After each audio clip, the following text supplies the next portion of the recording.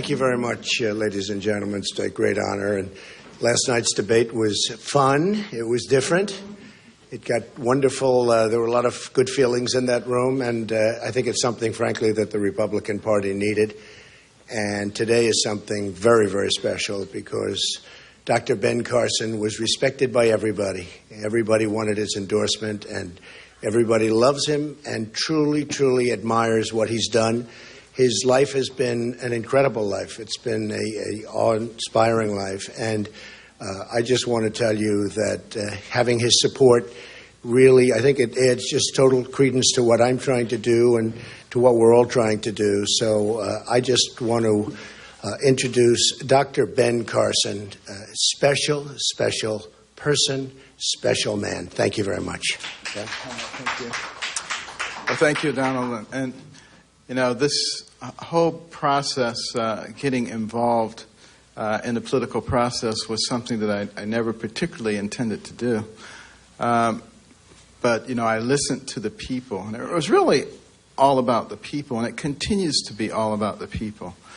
You know, it's not about the Republican Party or the Democratic Party. It's about the people of America. And what I have been seeing recently is political operatives and parties once again trying to assert themselves and trying to thwart the will of the people. I find that that is an extraordinarily dangerous place to be right now. And, you know, I want the voice of the people to be heard.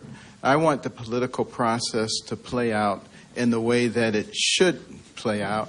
And, you know, I think the Republican Party particularly would be very wise not to adopt let's stop this guy and let's promote this guy policy, but rather start thinking about what are the things that are going to be helpful for America. Right now, you know, we're in a process of going off the deep end. We're going off the cliff. We're fiscally irresponsible. We're hating each other. We're destroying ourselves. A house divided against itself cannot stand.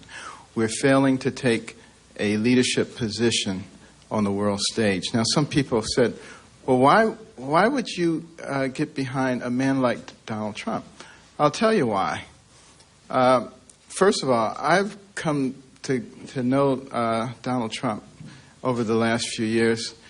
He is actually a very intelligent man who cares deeply about America. There are two different Donald Trumps. There's the one you see on the stage, and there's the one who's very cerebral, sits there and considers things very carefully. You can have a very good conversation with him. And that's the Donald Trump that you're going to start seeing more and more of right now. And some people said, but, well, you know, he said terrible things about you. How can you support him? Well, first of all, we buried the hatchet. That was political stuff. And, you know, that happens in American politics. The politics of personal destruction, all that, is not something that I particularly believe in or anything that I get involved in. But I do recognize that it is a part of the process. We move on because it's not about me. It's not about Mr. Trump. It's about America. And this is what we have to be thinking about. I have found in talking with him that you know, there's a lot more alignment, philosophically and spiritually, than I ever thought that there was. And he will speak to that. But, you know, that actually surprised me more than anything, because I do recognize how a person's image can be greatly distorted, having been the victim of that. I probably understand it better than anybody. And I think as the American people who we are focusing on, as they begin to see the real individual there and those who are helping that individual, I think we're going to be comforted as a nation. You know, we have to start working together. We cannot allow the agents of division to continue to separate us. As a nation, our strength is our unity. And we just have to sort of ignore those people who are always trying to stir up strife. And I'm appealing to some degree to the media as well. You know, you're part of America too, and should be interested in strengthening our nation, not in creating divisions, not in creating conflicts all the time. If we start having that American attitude, that American spirit that made us great, that took us to the pinnacle in no time at all, believe me, everybody will benefit from that. We're also talking about how can we make America a place that's successful for everybody. You know, we have 330 million people. We're going to be competing with China with 1.4 billion, India 1.1 billion. We have to develop all of our people. You know, the people who are the downtrodden in our society, we're not doing those people any favor by patting them on the head and saying, there, you poor little thing, I'm going to take care of all your needs. What we need to be doing instead is concentrating on mechanisms to allow those people to climb out of a state of dependency and become part of the strength and fabric of this nation. That's what America is about. It's not about dependency. And it certainly isn't about socialism. You know, socialism is seen as the panacea by some who don't really understand it. I think a lot of young people think socialism is just being concerned about other people. That's not what it is. You know, it's cradle to grave government, and you let them take care of you, but you give them all of your money. You give them control of your life.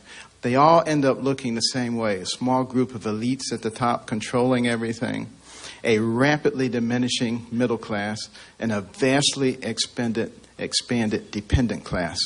That is not what made America great. Donald Trump talks a lot about making America great, but it's not just talk. He means it. I'm going to be helping him. Others are going to be helping him. You know, one of the things that I've discovered in this country is we have some incredibly smart people. None of us knows everything. But when we begin to use those smart people effectively to accomplish the goals of America, you're going to see us once again begin to ascend to the pinnacle, to a much higher pinnacle than we've ever achieved before, and that's where America should be. Thank you so much.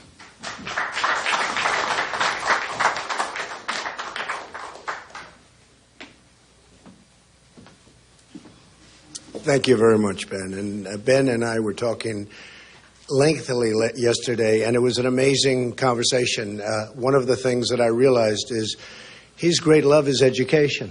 And he was telling me things about education, and it was so right on, and it was so good, and it's such an important element for our country. And I said, Ben, congratulations. You just have to get involved with us with education, because our educational system in the United States, as you've heard from my speeches, we're ranked at the bottom of the pack worldwide, and yet we spend the most money per pupil, by far the most money. It's not even close. Second doesn't even exist.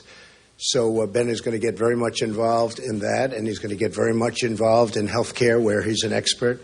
And even during the debates, I'd always know Ben, when it came to health care and talking about health, Ben was in really a class by himself. So it's such an honor to have Ben. He's a friend. He's become a friend, and I really appreciate the endorsement, Ben. Thank you. Any questions, folks? Yes. Mr. Trump. David first. Mr. Trump, two questions. First of all, did you guys sort of gently or formally apologize to each other for some of the nasty things you said to each other on the trail? Yeah, it's politics. Yeah, it is politics. It's tough stuff. It's a tough business. I used to think real estate in Manhattan was tough. This is like, it's a tough business, this politics. A lot of things happen in politics that don't happen anywhere else. Yeah, so we understand that. Go ahead. Okay, and secondly, sort of the question always comes up in big endorsements. Has there been any discussion between the two of you men, or any promises made about a position for Dr. Carson in your administration, no. Either as a running mate, as Secretary of Health and Human Services? And I thought it was lovely, because when Ben called, he didn't say, oh, would you do this, would you do that? He just wants to help. And he feels strongly about what's happening. And you see the kind of crowds we get. We get crowds that are amazing and record-setting. I don't think there's ever been anything like it. Well, I mean, it's on the cover of every magazine. There's never been anything like it. So Ben sees that, and Ben's going to have a big, big part. I can tell you, Ben. Maybe Ben doesn't even know this yet, but Ben's going to have a big part. We want to keep that kind of talent. We want to keep. Yes. Mr. Trump, do you see Mr. Carson, Dr. Carson, playing a policy role principally for your campaign, or as a surrogate out on the campaign trail, going places you're not going? And when he says there are two Donald Trumps, do you agree with that characterization? And could you amplify on it? I probably do agree. I think there are two Donald Trumps. There's the public version, and people see that, and I don't know what they see exactly, but it seems to have worked over my lifetime. But it's probably different, I think, than the personal Donald Trump. I think Ben would say that. Ben said it very well today. So perhaps there are two Donald Trumps. But, I'm somebody that is a thinker. I'm a big thinker. And I have my ideas, and they're strong, and, typically they've worked out. And what I want to do is, the theme, and Ben alluded to it, the theme that I have for this entire campaign is Make America Great Again. That's what I want to do. Very simple.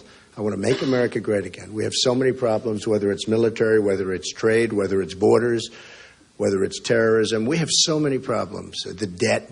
You look at our debt, $19 trillion, going up to $21 trillion in a very short fashion. So we're gonna straighten things out, and we're going to straighten them out correctly. Policy or politics for you? Dr. Carson's both.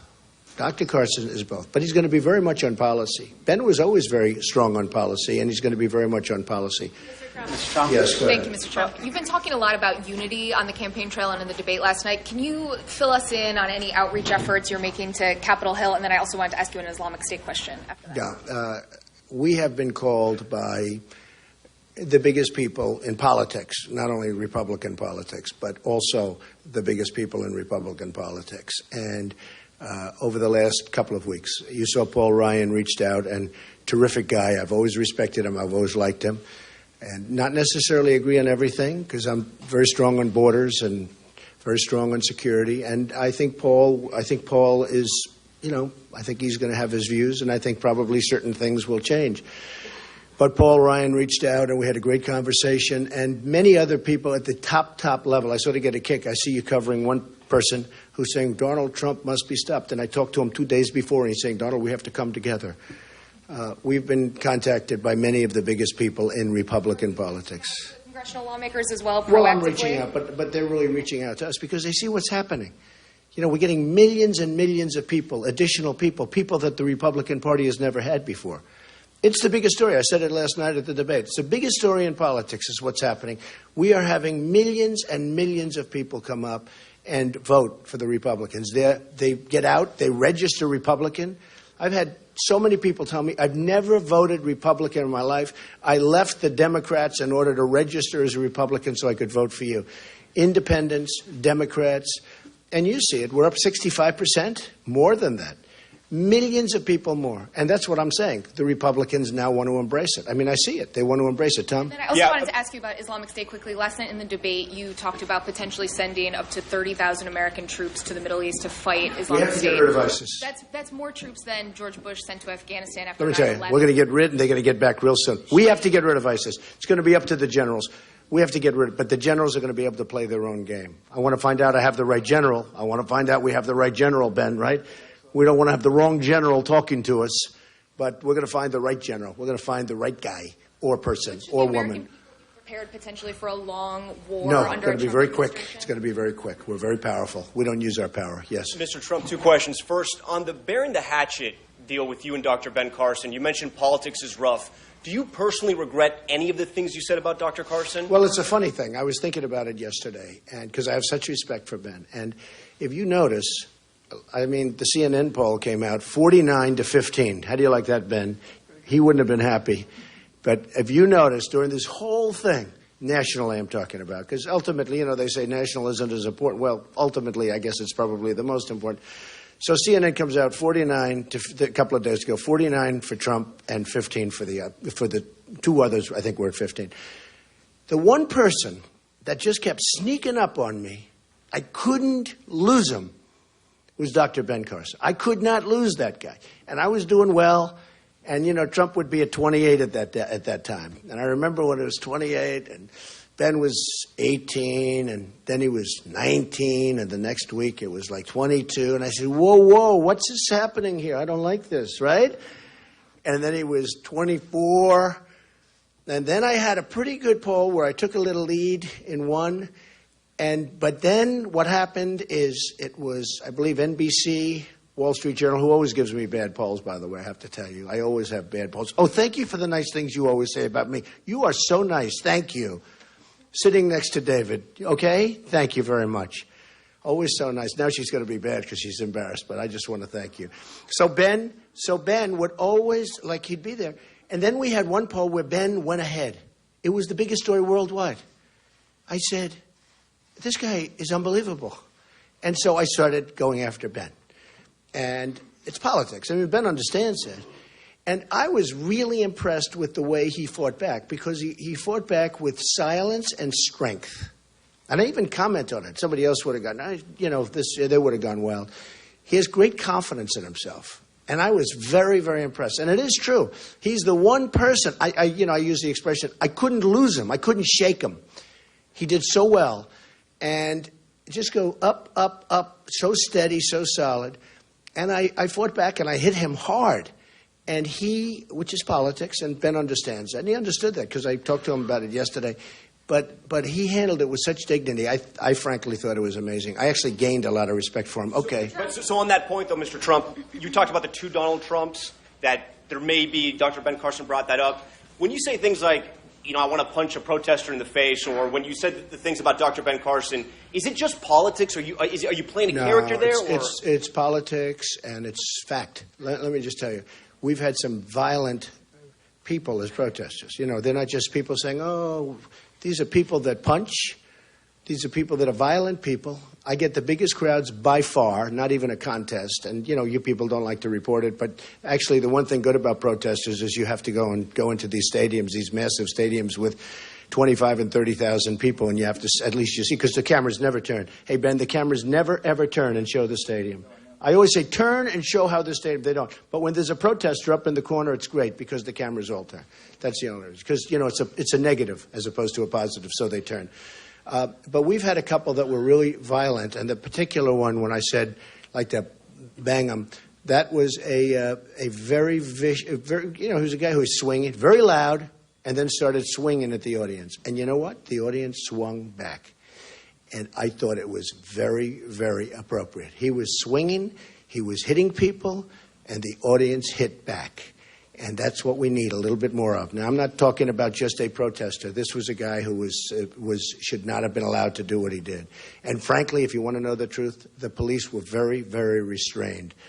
The police have been amazing, but the police were very, very restrained. Okay, yes. Mr. Trump, did the RNC ever come to you, and I don't know if you know about the other candidates, but did they ever come to you and say this debate needs to be more civil? No, they didn't. If not, why do you think it was more civil? I just think it was time. It was time. It was very substantive last night. I said before, it was a very elegant debate.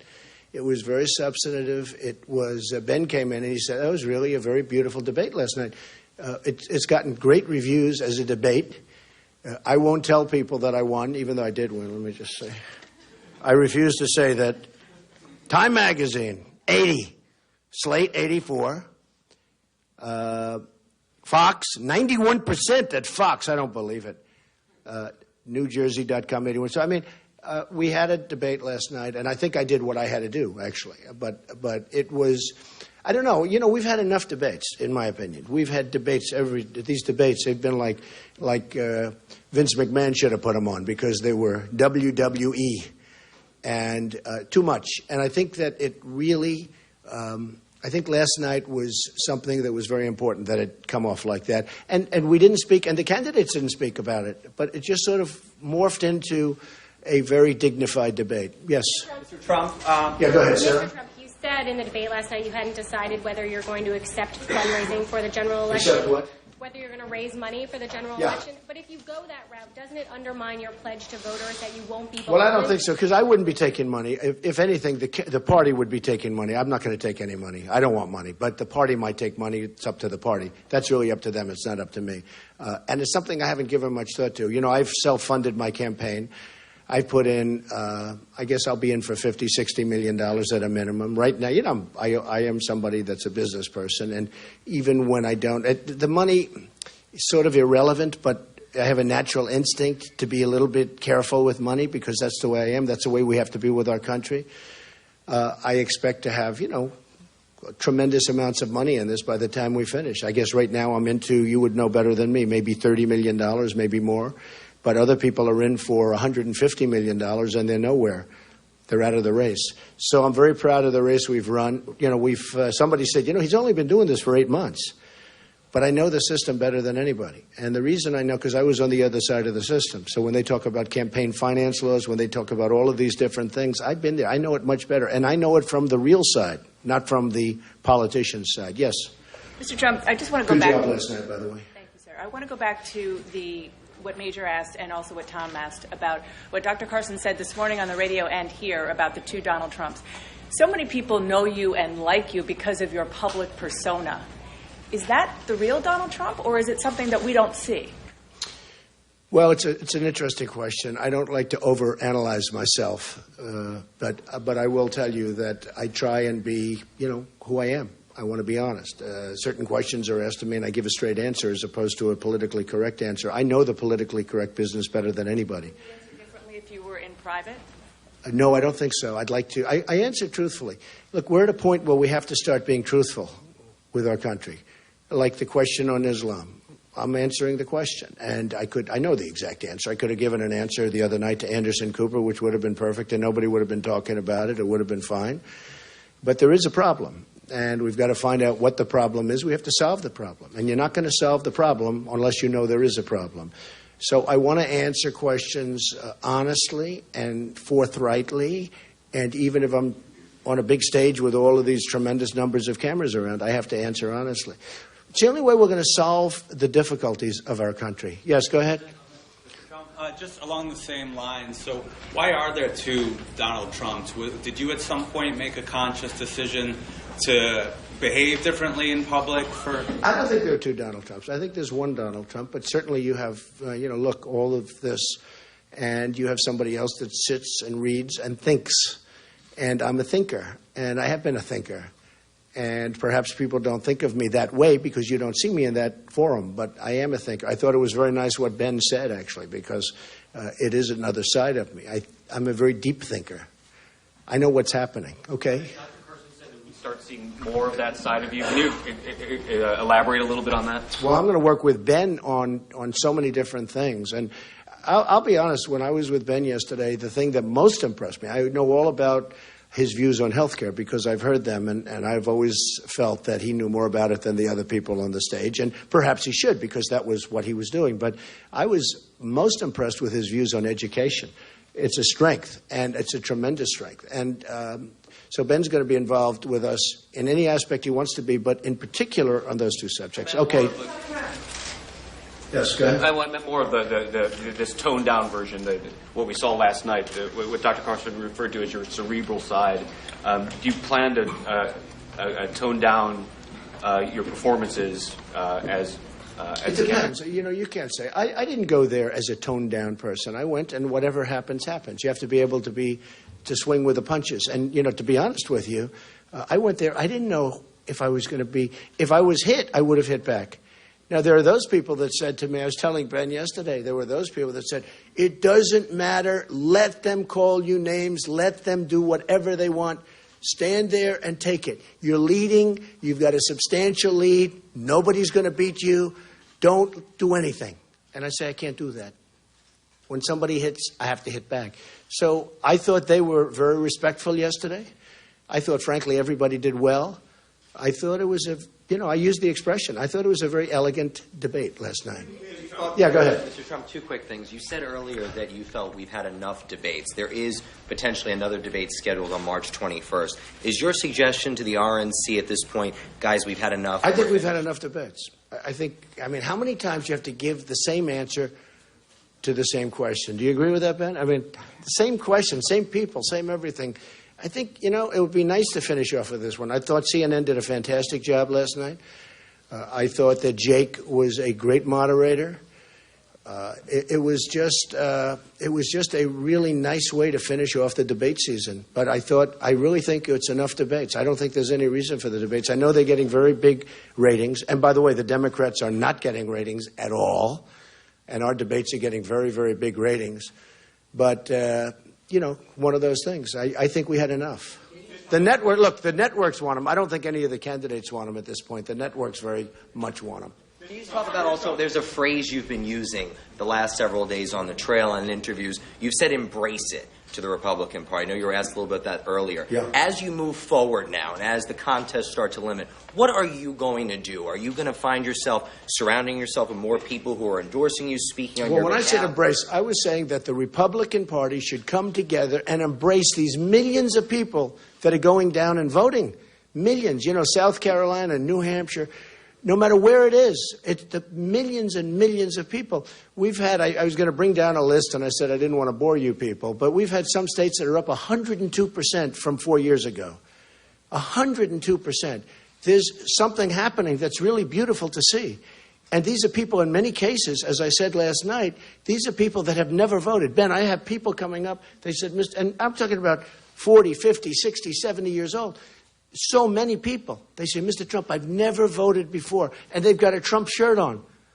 I mean, they never put a political shirt on in their lives. They weren't political people. They never had confidence in the people that they were voting for. They said, I have had literally, when I shake hands with people or when I sign autographs, people are saying, I've never voted before, Mr. Trump, but I am so proud to be voting. And some people go early voting. It's been an amazing thing.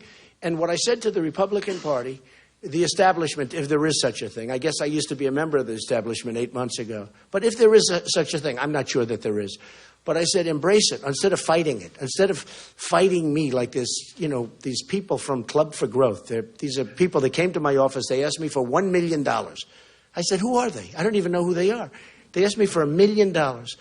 And I said, well, let me think about it. Then I found out who they are, and I said, I'm not going to waste $1 million. Why would I give them $1 million? And as soon as I said that, they started doing negative ads. They went negative on me. If I would have given them $1 million, they wouldn't be doing negative ads. They're extortionists.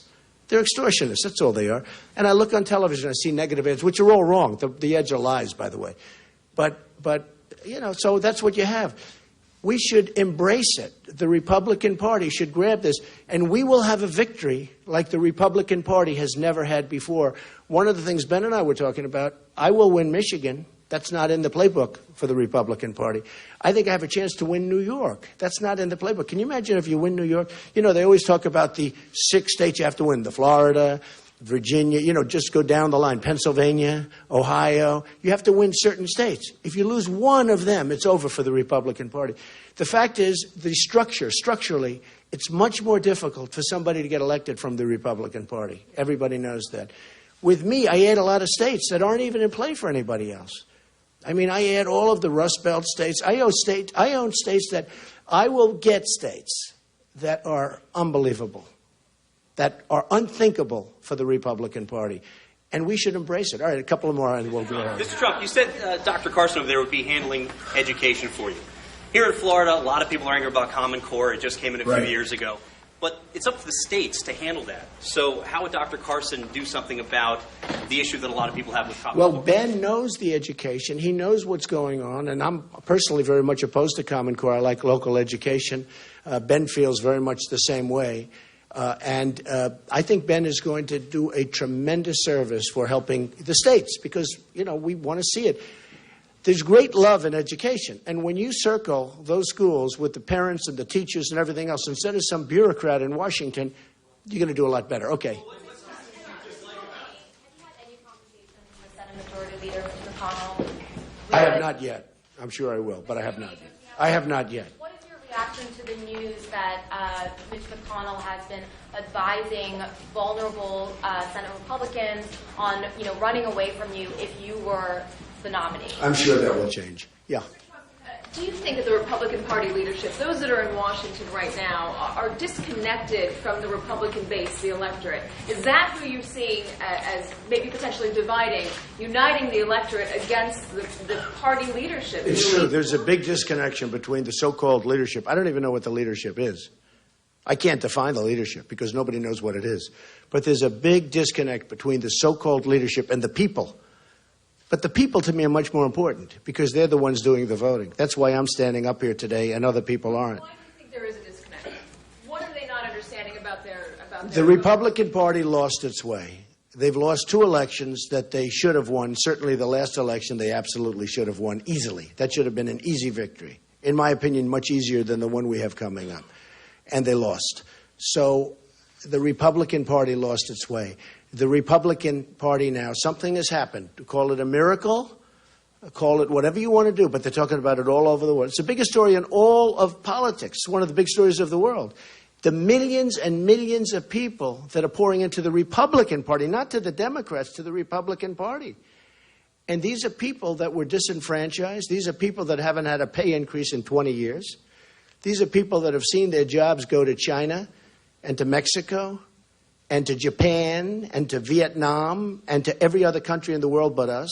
It's going to all end. It's going to end. What are you going to Believe say me, it's going to end. What are you going to say to Democratic voters if you get to the general election? Democrats, what are you going to say to them? Well, one of the things we're going to do... Win a place like Yeah, New York. let me tell you about the Democratic voters, as you say. It's actually the Democrat voters. And I will tell you, one of the things we're going to do is we are going to get so many Democrats. That's already been proven. So many Democrats have come and signed registration forms for the primaries where they're voting for me. They left. They said they've never done this in their lives. You know, they had an expression, Democrats for Reagan, years ago. We're going to have Democrats for Trump, but it's going to be much bigger. We're going to get tremendous numbers of Democrats. I have people in Hollywood, friends of mine, saying, you know, everybody out there is voting for you, but they're not going to admit it. I say, why? Aren't you proud? No, because I have a tough stance on crime. I have a tough stance on borders. They all know I'm right, but they're liberal people. They don't want to admit it, but you know what? They're going to vote for Trump. Ted Cruz recently acknowledged that this could come down to the convention. If this does come down to a convention fight, what's your campaign doing? What are you doing to Well, I think we'll do it without a convention. I hope we're going to do it without going down into the convention, without having a fight. But I do feel, and I said it strongly, whoever has the most delegates at the end of this trip should win. What are you doing to prepare for the possibility? Well, I'll prepare, but I'm hoping to prepare. We're going to have I think, look, Ohio should be great for me because they're losing tremendous numbers of jobs. You've seen what's happened with the coal industry in Ohio. I think I'll beat John Kasich, yeah. I mean, John Kasich has been an absentee governor. He's been an absentee. He's been campaigning for he lived in New Hampshire. In fact, Chris Christie said that absolutely John Kasich was there much more than him, which is true. And John Kasich then went, as you know, to other states, to different states, very big in South Carolina. He was there. He didn't win. Didn't win in New Hampshire, right? Didn't win in Michigan. He guaranteed Michigan. He said, I will win Michigan. And I thought he said, you could correct me if I'm wrong, but I thought he said if I don't win Michigan, I'd drop out because Michigan's his neighboring state. And I won Michigan in a landslide. And he was living there. So John has been, not really there. And John's got some innate problems. He's very much in favor of Trans-Pacific Partnership, TPP. That will be the destruction of Ohio. And now that the oil is down, Ohio got lucky because they struck oil. And the budget of Ohio went up more than any budget in the entire United States, higher than any budget. But they got lucky because oil was under their ground, as opposed to some states where they don't have the oil. Now that the prices of oil are down, Ohio's going to have a lot of problems. Okay, maybe one more, two more. Go ahead. Just to be clear, you're not going to be in Salt Lake City on March 21st for this next debate? I didn't know there was a next debate. I thought we had our next debate last night. No? They have yet another. Look, this has been a ratings bonanza. And I would do debates, frankly, if the networks agreed to give all of the money to the, let's say, to the wounded warriors or to the veterans. But the networks are making a fortune on these debates. The ratings for the debates are through the roof. But you know what? Can I be honest with you? I think it's time to end the debates. No, I didn't know about a debate in Salt Lake City. Yeah. Earlier, just to clarify, you said that you've been hearing mostly from Republicans like Paul Ryan, but have you personally reached out to anybody in the Republican Party, and do you think that's something... Well, I'd rather not say, but I've been hearing from virtually everybody in the Republican Party, and they're congratulating me, and they're saying we're going to get together. They want to embrace it. Look, these are not stupid people. These are very smart people. They want to embrace it. What are they going to do, take millions of these voters? Do you know that if you look at the polls, and people are telling me this every time, when I went to Nevada, which we won, and I went to, all of them, the people that work in the polling areas, they've been there for 20, 25 years. They love it. They do it. They're political people. Every single time I go, they say, Mr. Trump, we've never seen anything like this. You go to Nevada, they'd say, we'd stand here and the place would be empty all morning long, and now you'd have lines that are 5 blocks long. It's really been an amazing thing. Yes, ma'am, go ahead. Absolutely. Last night on the debate stage, you said that trade is one of the areas on which you Right. diverge from the Right. You've been Very much discussing so. a lot in the context of Ohio. So how would you say you differ on trade from Hillary Clinton? Well, Hillary's terrible on trade. First of all, she has no business instinct. She doesn't have the energy or the strength to get the right trade deals made. Let me tell you, you need strength, you need stamina, you need a lot to get these deals done. They come at you in waves. And to do these deals where they wrap them up and they put 12 countries in one, TPP as an example, I want individual trade deals with individual countries. Some deals we'll make that will be so good. Some countries treat us better than others. Some are worse. China will take advantage of TPP. It's not in it now, but believe me, they will come through the back door. They're watching it so closely. I have so many friends in China. I have great respect for China. I'm not angry at China. I'm angry at our people. We have a trade deficit with China this year, $500 billion. It's unsustainable. We're going to change our trade deals. We're going to make great deals. We're going to become a rich nation again. We cannot become a great nation until we become rich again. We can't afford Social Security. We can't afford anything. I'm going to save Social Security. There are so many things we can do. It's going to go quickly, too. Okay, yes. Can we ask a quick question to Dr. Carson just about your decision to endorse Mr. Trump over Senator Cruz? You did indicate earlier in the week that you were open to endorsing one of the two. So why not Senator Cruz? Well, first of all, we had a lot of excellent candidates. I think any of the 17 candidates who were running could have done a fine job. But one of the real factors for me is what will happen if we allow the political operatives to succeed in their endeavor to stop Donald Trump. I think it would fracture the party irreparably, and it would hand the election to the Democrats. And they would get 2 to 4 Supreme Court picks, and America would be forever changed. And that's the big picture. It's a very big picture. It's not about me. It's not about Mr. Trump. It's about America. Why not Senator Cruz, ultimately? Because I feel that Mr. Trump is willing to do what needs to be done to break the stranglehold of special interest groups and the political class. Are there any remaining hard feelings towards Senator Cruz over what happened in Iowa? I've completely forgiven him. That's a duty one has as a Christian. Dr. Carson, you said throughout your life God has led you to your most important decisions. This truly is an important decision. Did God lead you to Donald Trump? I prayed about it a lot, and I got a lot of indications. People calling me that I haven't talked to for a long time saying, I had this dream about you and Donald Trump. I mean, just an amazing thing. But, I also tend to think that the way God speaks to you is by giving you wisdom. And that wisdom says to me that if we allow this attempt to disrupt the will of the people to be successful, it will fracture the party in an irreparable way. And that will hand the election to people who I personally believe would destroy our country. And the reason I say that is because, Hillary Clinton was a great friend of Saul Alinsky. She was on a first-name basis with him when she was a student. Saul Alinsky wrote the book Rules for Radicals. And if you haven't read it, I recommend that you read it and see the kinds of things that are recommended to fundamentally change this nation from the great success that we have to a socialist country. And the dedication page of that book says, dedicated to Lucifer, the original radical who gained his own kingdom. I don't want anything to do with anything like that. Dr. Carson, you talked about burying the hatchet. Did you have any kind of conversation with Mr. Trump like that with Senator Ted Cruz? And did he ask you for your endorsement? He did not specifically ask for an endorsement, but he did apologize, said that, he wasn't really aware of what was going on. He didn't agree with it.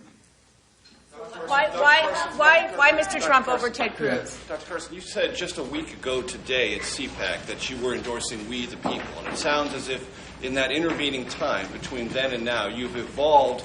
And the central focus, what I hear you saying is The effort to stop Donald Trump is what motivated you to endorse him. Is it Donald Trump's qualities for the presidency or this movement against him that puts you where you are right now? It's about we the people. We need to empower the people. That is not going to be done through politics as usual, be that Republican politics as usual or be that Democrat politics as usual. It requires somebody who's a bit of an iconoclast, but someone who has the ability to listen and to make wise decisions. Dr. Carson, do you think that, going back to what Mr. Trump said about embracing these people, you had a lot of evangelicals come out to a lot of rallies in Dayton when you were there, when I was there. Do you think that people will be representative of the American people, and do you think you can help bridge the gap with those evangelicals as well as with people of color now that you're endorsing Mr. Trump? Well, I hope that we can bridge the gap with everybody. All the policies that I have ever talked about, and Mr. Trump is going to be on board with this too, we talk about things that are good for everybody, not for this group or that group. The whole concept of picking and choosing winners and losers is something that I think is antithetical to what we believe, don't you? And, that simply would not happen with a Trump administration. We would be looking at ways to do things that benefit all Americans, that create an equal playing field, equality of opportunity. That's what we're looking for. And that doesn't mean that we're not sensitive to people who are downtrodden. In fact, we're very sensitive to people who are downtrodden. And we'll be putting in place things that will allow those people to ascend. Many people have been placed in a position of dependency for generations. They don't even recognize what's going on. We have to change that. Carson, do you see over of Latin American countries? What are you doing to reverse that situation? We are fighting in the Middle East, but they are now in our neighborhood. What we are doing to reverse the China influence and Russian influence in our neighborhood? Well, I'll let Mr. Trump answer that question. Dr. Carson, do you see a future for yourself in politics? And even if there were no promises made as part of this endorsement, would you be interested in serving in a potential Trump administration? Well, I'm interested in saving America. My concern is our posterity, all the people who are coming after us. And we are destroying any possibility of the American dream for them with the policies that we're doing. So I would be very interested in helping to achieve the goal of saving America and making it great. Absolutely. Dr. Carson, you talk about two Donald Trumps. Oh, Catherine, I didn't notice that was you. Nice to see you. You talk about two Donald Trumps, the one we see in public, the one we see in private. Does that worry you for the American voters? Should the voters know that second Donald Trump, and then as that relates to you and Mr. Trump have sparred on a number of issues, whether it's Muslim database, whether it's religion. Are we now seeing a second Dr. Carson with this endorsement? I don't think so. But my point being that there's a different persona.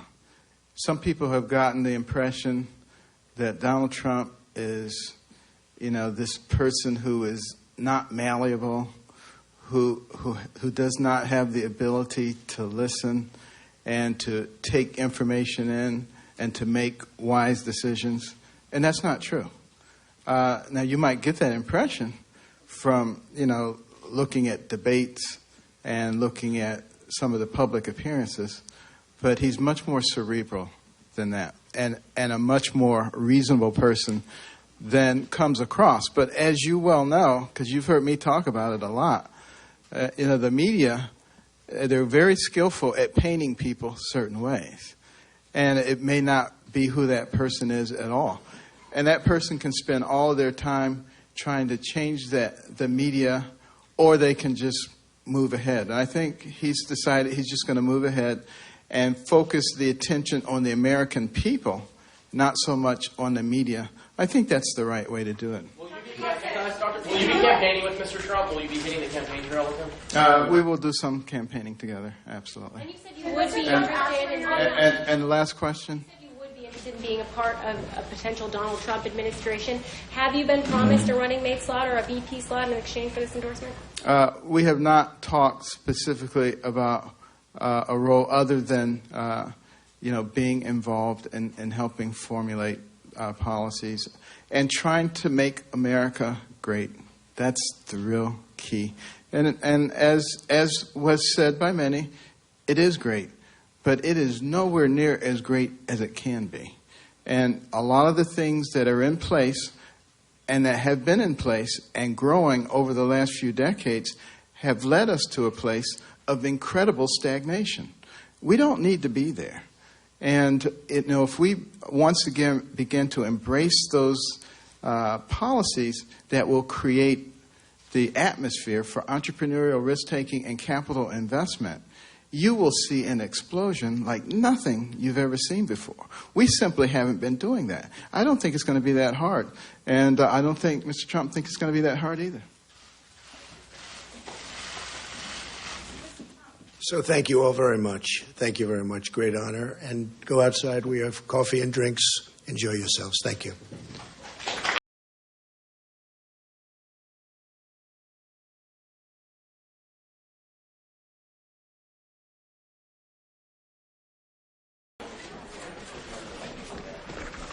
We will make America great again.